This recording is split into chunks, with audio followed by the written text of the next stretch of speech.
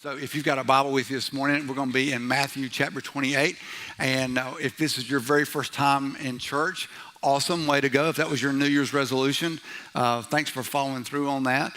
Or maybe you're thinking, I'll find a new church. And maybe you're looking for your sixth church in the last 10 years and you're on the quest for the perfect church. And let me just tell you, you should leave now. Because we're not it. The perfect church does not exist. You are looking for a unicorn, brother. You are looking for a unicorn growing out of an Oompa Loompa in Pegasus land is what you're looking for, and it does not exist. And just by definition, this may rub your fur the wrong way, but just by definition, if you were to show up thinking you'd find the perfect church, you should leave because it's just not perfect because you just walked in the door, right? So it just does not exist, but the church is beautiful. It is the dearest, incredible, most special thing on earth, and God has granted us to be the bride of Christ, and so there is much, much good about the church, and we're going to talk a little bit today about what our mission is and what we do and what did Jesus set in front of us, and we're going to talk about that a little bit today, and for the next 2 or 3 weeks, we're going to talk about what God has set in front of us and the opportunities that we have.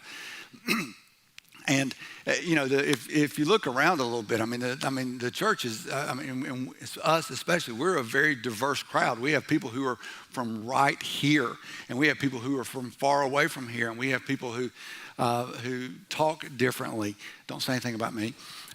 We have people who are who have PhDs, and we have people with GEDs, and there's a big difference between those letters, but it doesn't mean that there's anybody is any better than the other. We have people who are rich and people who are not so rich. We have people who have a lot and people who don't have so much. We have people who have really heavy, incredible burdens weighing them down, and we have people here who think this is the best time of my life right now. My life has never been any better, and we're all here together. And one of the great things about the church is that what God does is He brings us all together, and that we serve one another and that we love one another. And in spite of the things that we're from different backgrounds, that He says, look, here's the thing, is that sometimes even though we offend each other and sometimes we don't get along with one another, that there's forgiveness and reconciliation and restoration. And there's this something about being in a church that you go, man, this is the way it's supposed to be, and this is the way life is supposed to be, and the way we're supposed to interact with one another. And I think that it's powerful because there's these two things that go on in church, and one thing that God says is that we're to love one another and to serve one another and we're to care for one another. And the other thing is He says the church is supposed to be built out as this missionary kind of organism, and that's what we do. And we're growing, and we're finding people who are far from God, and we're saying, listen, you can have a relationship with God through His Son Jesus, and that makes the church, I think, incredibly powerful and compelling in so many ways when we're able to say, yes, this is who we are and what God has set in front of us. And so you don't have to be a missionary to fulfill what we call the Great Commission found in Matthew chapter 28, but we all can be on mission. We can all be doing the things that God has set in front of us. So that's sort of the whole idea there. So if you've got a Bible, again, you can turn with me to Matthew chapter 28, and we're going to begin in verse 18.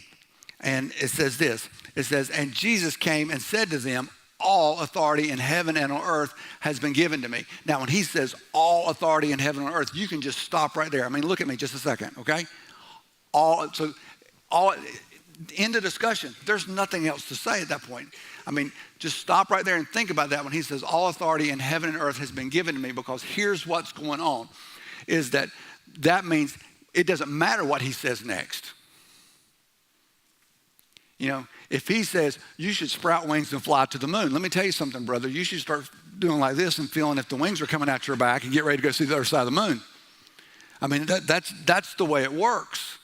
When He says all authority has been given to me in heaven and on earth. Look, this is huge. This is because at that point, I'm going to listen to Him. You say, Arthur, why? Okay, He was dead. He came back to life. Have you done that? No. There were other people that were dead, and He brought them back to life. Lazarus. He says, Lazarus, come forth. Lazarus goes, okay. And he comes walking out because he's still tied up in his grave clothes, right?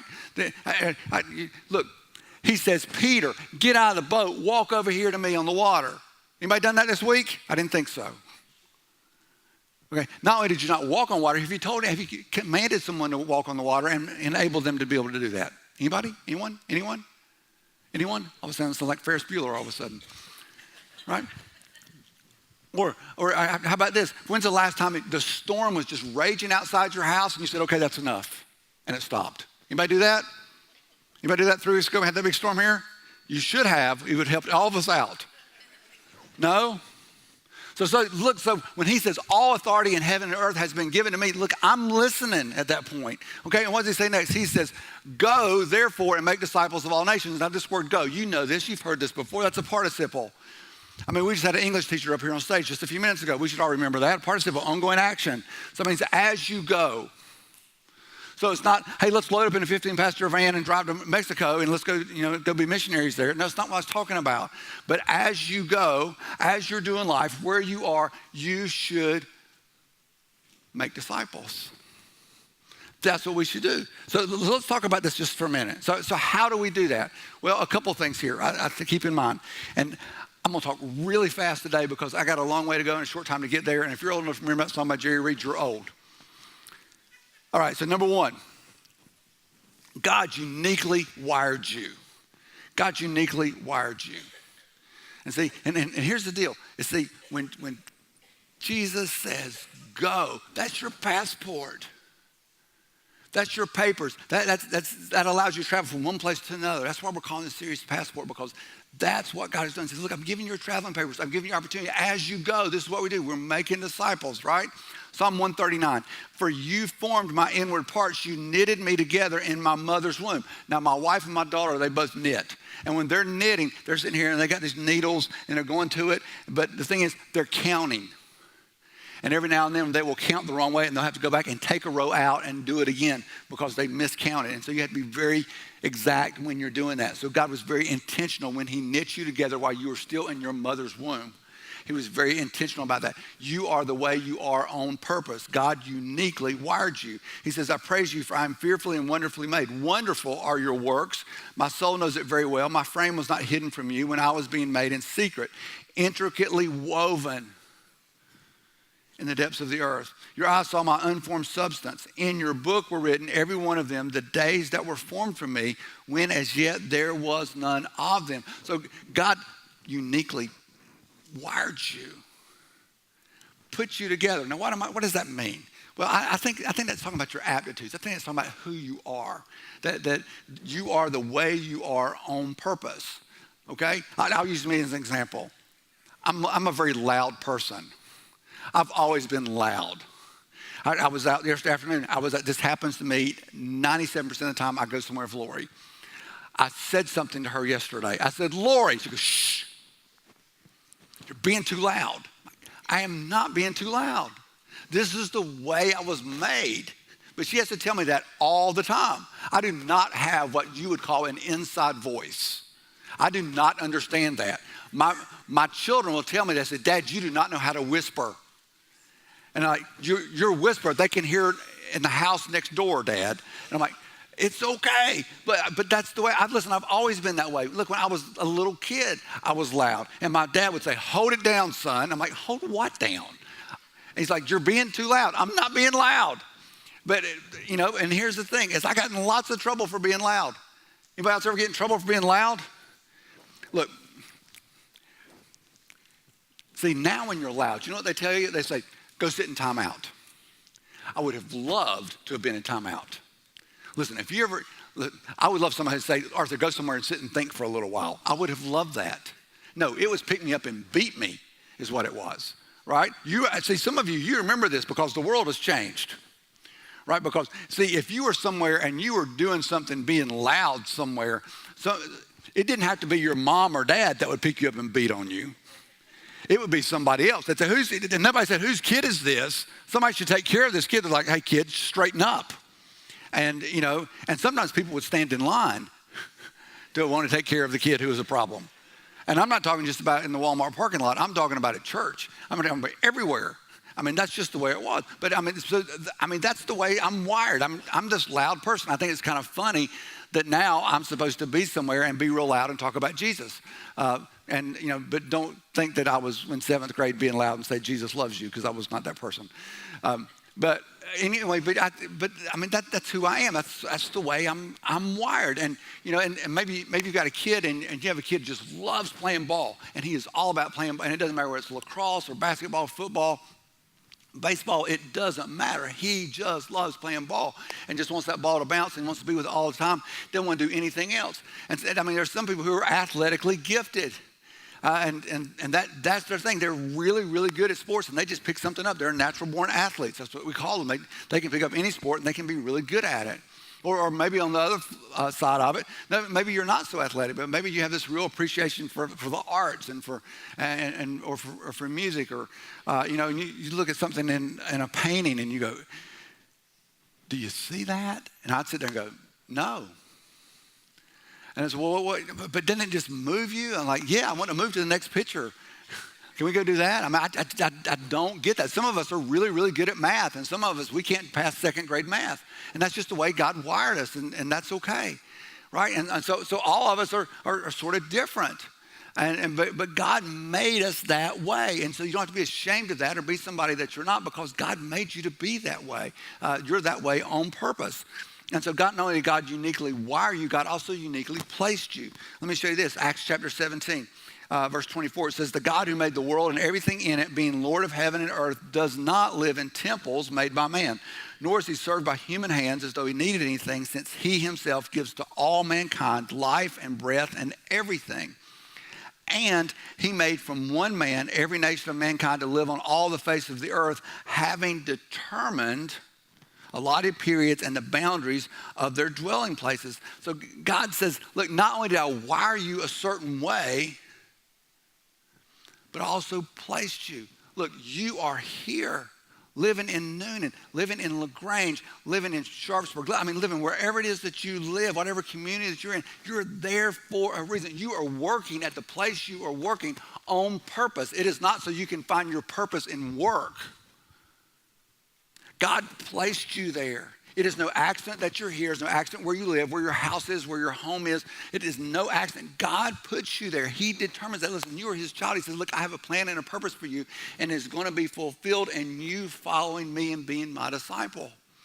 That's where you're going to find this joy and meaning and purpose in life, is in following me. And so what he has done is he takes these two things, I believe, uniquely wired and uniquely placed in you, and makes you begin to understand and realize, oh, this is what I'm here to do.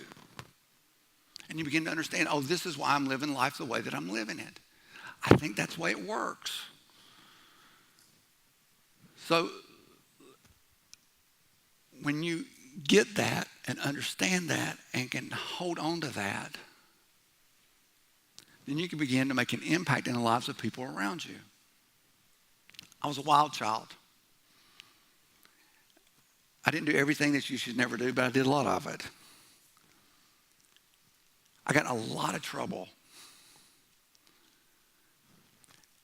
And there was this guy who was not like me. He was not really good at sports, and he was not a loud, brash kind of person. He was kind of quiet, but there was something that was a little bit different about him. And he asked me one time, he said, hey, do you have a relationship with Jesus? And I said, no, I don't. He said, can I talk to you about that? I said, I would rather you not. And he said, okay. But I remember, and he was someone who was a little bit older than me, and so I was going somewhere, and I was with some friends, and I promised I was not doing anything I shouldn't have been doing, really. But I was standing there, and I was talking to somebody, and I kind of leaned back a little bit against this giant plate glass window.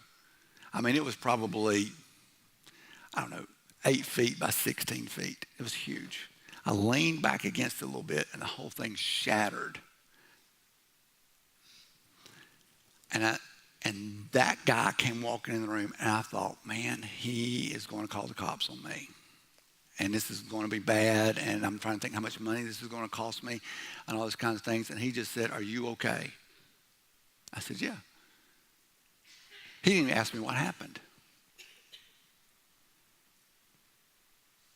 And I was like, "You're the first person in my life who didn't yell at me for doing something." And there was something different about him. And part of the reason I'm here today is because he realized that he was uniquely wired and uniquely placed, and God had put him in a certain situation so that he could have influence in my life. I believe that's how it works. Now, it's not just about the way you live, right? Because we talk about lifestyle evangelism, because you can live the lifestyle. You can live this life that honors Jesus in front of other people. That's great, but at some point you got to do the evangelism, right? At some point you got to open your mouth. At some point you got to say something, right?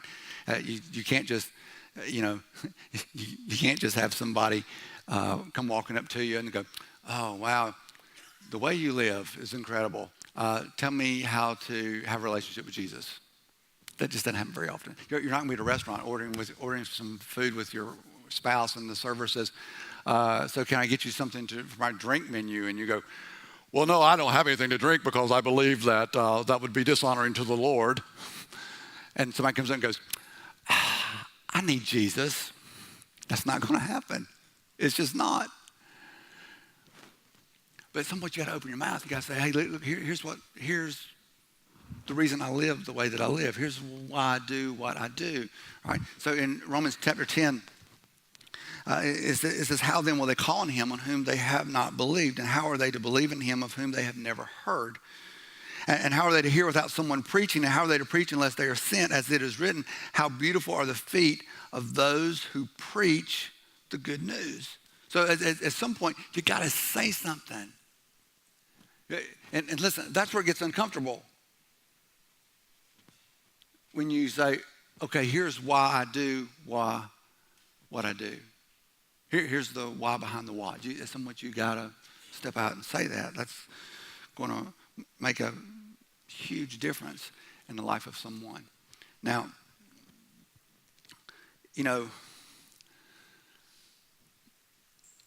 there's all kinds of ways to do that.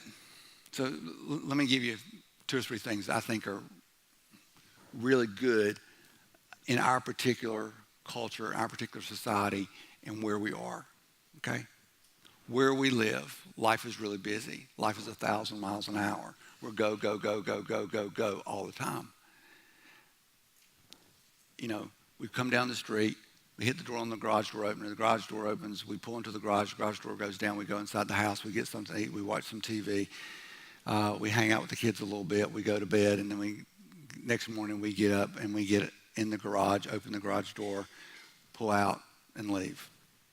And then, once or twice a week, we try and get outside the house and do something, like besides check the mail. So here's what happens. See, everybody is just as busy as you are. And a whole nother talk for another day, but busyness destroys intimacy. You know that, right? So one of the ways to really connect with people is to ask them to come over to your house for dinner. Don't say, "Hey, I'll meet you at a restaurant on Thursday night. My wife and I want to buy you dinner." But no, ask them to come to your house. Cook dinner for them. Spend time with them. Talk with them. Engage with them. One of the things that the Bible talks about as far as church leadership, it says that church leaders should be hospitable. You can find that in 1 Timothy if you want to look at that later this afternoon. But see, we talk about being above reproach, and we talk about being a good manager of our household and those kind of things. But are you hospitable? Do you welcome people? Are you into letting people spend the night at your house if they need to, and feeding them and taking care of them? That's what the Bible talks about, hospitality. So it's one of the things we talk about in the South about Southern hospitality, but it's one of the things that we are really not as good at as people think we are.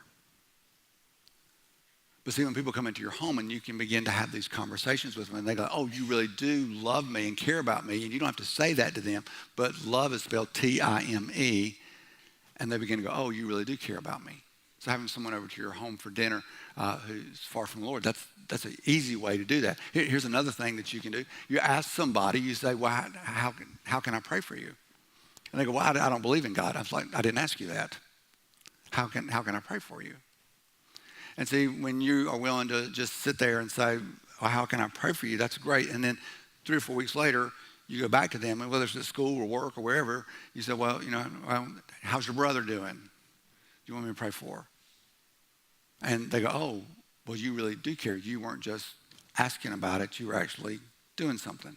Okay, well, I'll tell you. Those are easy ways to do that. And the other thing that's really important is just you have this faithful presence in that people see the way that you're living and they see that you're being faithful and you're not doing it just every now and then, but you're consistently being faithful. That's a huge deal. Easy way to share with people who are far from God. We're starting something here on Tuesday night this week, Celebrate Recovery. And I am so incredibly excited about what we're doing with Celebrate Recovery, because for people who have hurts and hang-ups and habits, we're saying, hey, look, we want to help you. And because see, listen, golly, I do not have time to talk about all this today. This should be a 4-part series. That's okay. We'll just stay here 3 o'clock. What? No, I'll talk fast. Look, here's the thing. When somebody goes through a crisis in your life, it's all, and they're a friend of yours, it's awkward, isn't it? Because we want to help, and we have this pain in our chest. And like, I really want to help you. I want to do something for you. But we don't know what to say. I don't know what to say. And so what do we end up doing? We go, I'm sorry. I'm so sorry this happened. And those are good words. And then we'll say, please let me know if I can do anything. I will do anything for you. Please let me know. And we mean that. And listen, I have said that to people. I have been at funerals and in hospital rooms where I have said that to people. I've heard many, many other people say that. But here's what happens. We say, is there anything I can do for you? And what we mean is, is there anything I can do for you in the next day or two? Because what people tell me who've gone through a crisis situation is it's not in that first week, but it's 6 or 8 weeks later, they need something. Everybody's kind of forgotten about the hurt. And they, look, I need some help. And they say, I need some help. And they're like, well, but there's nobody to help me.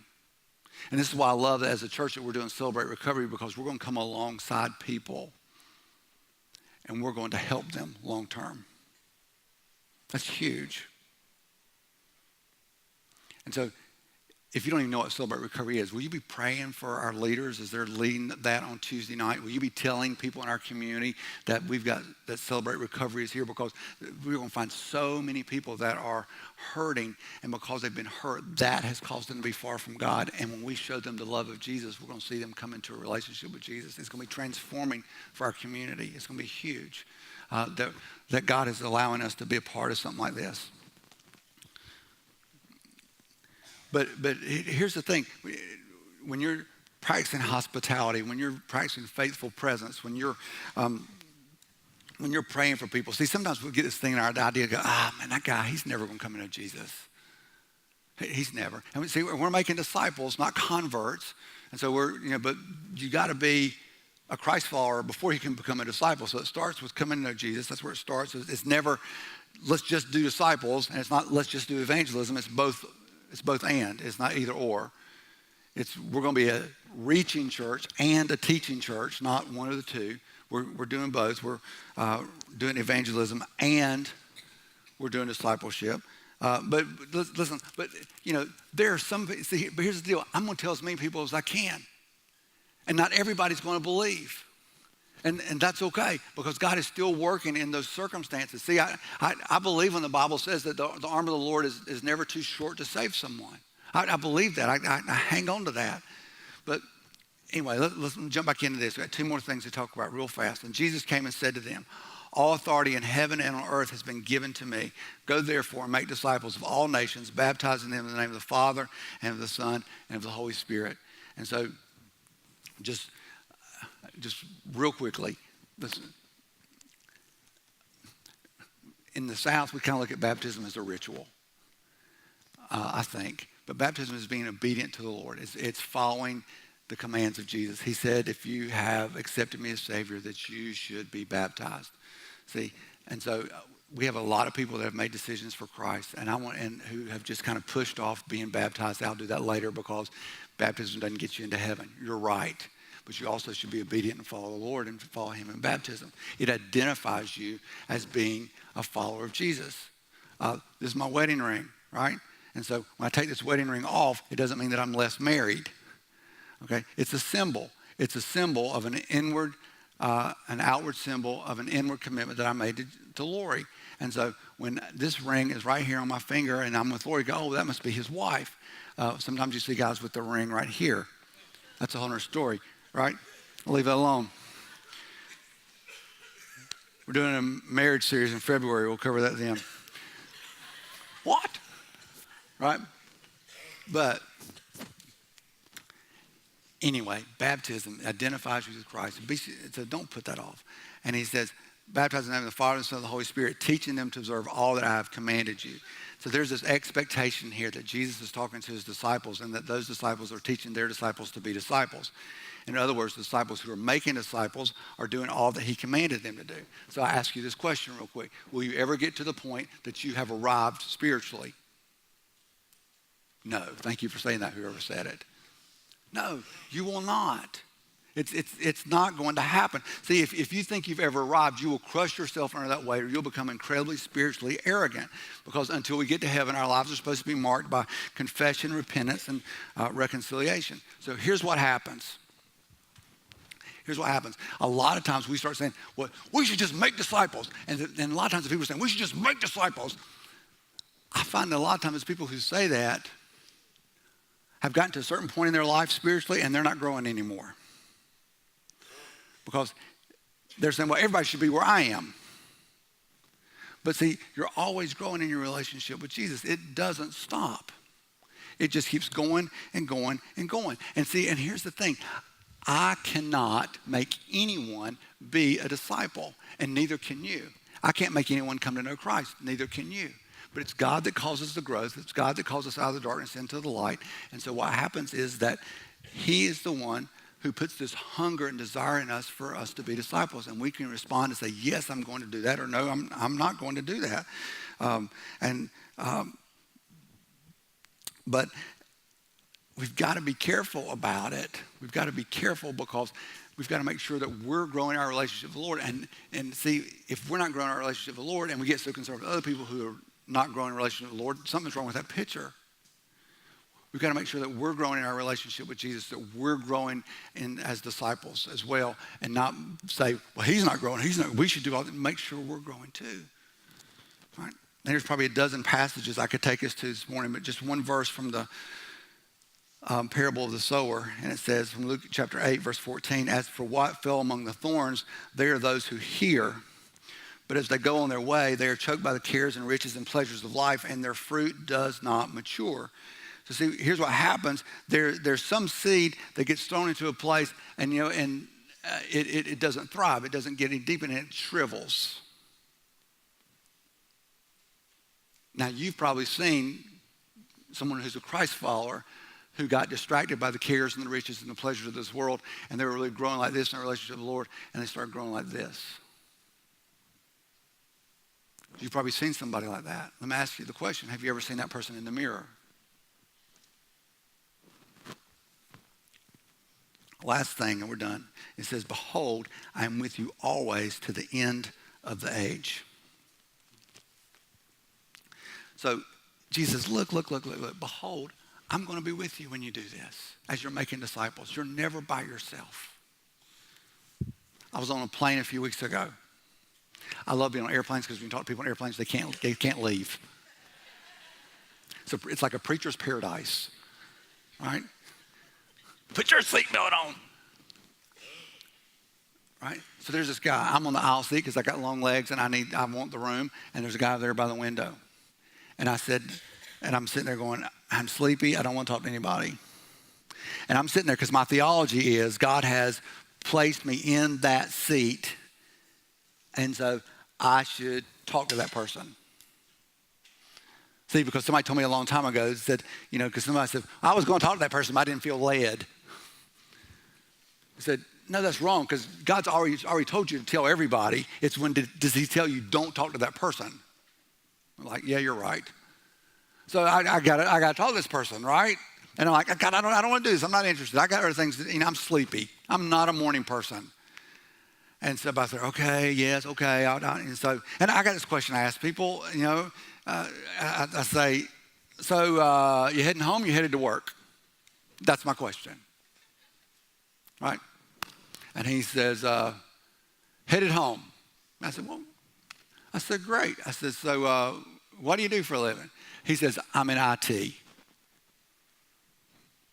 Because see, I know what he's going to say next. So what about you? What are you doing? How you doing? I'm a preacher. Oh, God. But see, he knows what I'm getting ready to say. He knows where I'm going. This is America, baby. You know what I'm going to do. Me and him are going to have a conversation. And you say, well, I have a hard time making conversation and starting. Look, you can use that one if you want to. So what do you do for a living? Say, I'm a preacher. Listen, preacher doesn't mean standing on a stage. Teaching means you're proclaiming something. You got something to say. Tell me you're a pastor. You shepherd somebody somewhere, don't you? What do you do? I'm a pastor. And they're like, oh, God. But no, then you can talk, right? Because they're like, but he's going to ask me about something spiritual. And look, all of a sudden, all the awkwardness just disappears, right? But here's what I want you to understand, okay? I believe there is a link between how much you embrace the mission and how much you enjoy heaven. Well, I thought heaven was a place of infinite joy. Yep. I think you'll enjoy heaven more if you embrace the mission more. Because guess what? When you get to heaven, it's not going to look like us. A lot more people from Africa than from America are going to be in heaven. A lot more people from East Asia, China, Korea are going to be in heaven than are going to be Americans. And if you don't embrace the mission, you're going to kind of like, oh, what are these people doing here? I know you already think that about your brother-in-law, but that's a whole other story.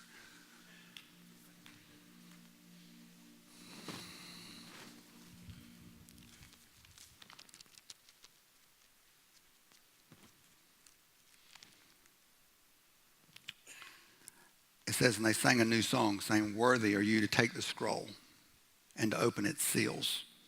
For you were slain, and by your blood you ransomed the people for God from every tribe and language and people and nation, not just from South Atlanta.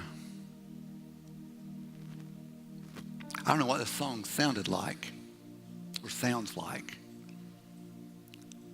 There's one person in the universe that was worthy, just one. And he gave his life for me and for you. It says, you've made them a kingdom. That's us. And priest to our God, and they shall reign on the earth. Then I looked and I heard around the throne and the living creatures and the elders the voice of many angels numbering thousands upon thousands, myriads upon myriads, saying with a loud voice, worthy is the Lamb who was slain to receive power and wealth and wisdom and might and honor and glory and blessing. And I heard every creature in heaven and on earth and under the earth and in the sea and all that is in them saying, to him who sits on the throne and to the Lamb be blessing and honor and glory and might forever and ever.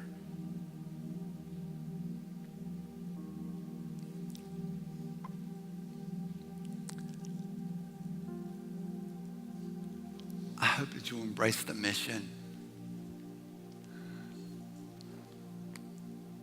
I hope that you'll cling to it.